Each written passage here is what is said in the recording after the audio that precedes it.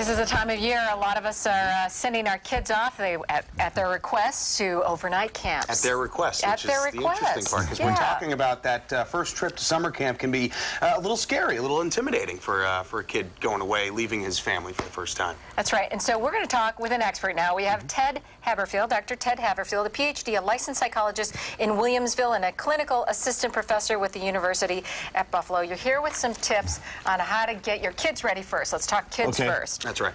What should you do to get your child ready to experience it and have the best experience? First thing to do.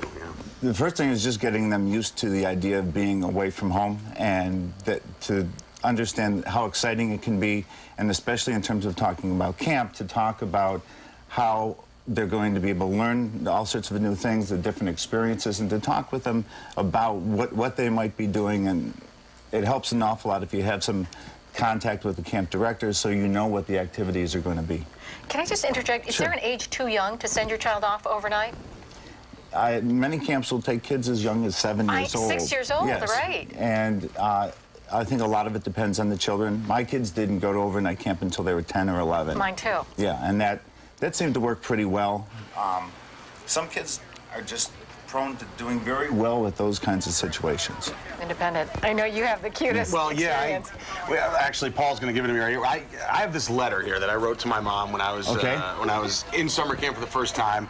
And every year I went to camp, I got homesick the first couple of weeks, and I basically said, I'm very lonely here, even with my best friend.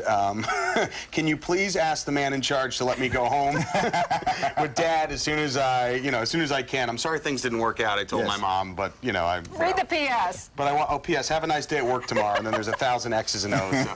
This was like within a week or two I wrote this letter, but my mom made a deal with me. She said, look, you can go home, but give it one more week. And then as soon as I knew that I could leave if I wanted to, I didn't want to leave. That helps, and then at the end of the summer, I didn't want to leave. So I think I knew, having that security blanket. And many kids, because they don't know how to use the camp, they don't get it until the last few weeks or the last few days even, and then all of a sudden they don't want to leave. But up until that point, they're missing mom and dad, they're missing their pets. All right, very quickly, because we have to go, but should a parent at any point go and pick up their child?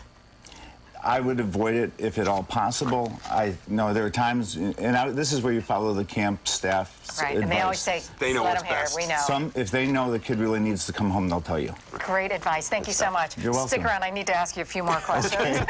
Dr. Ted Haberfield. Yeah, thanks for being here today. Appreciate it. We also asked this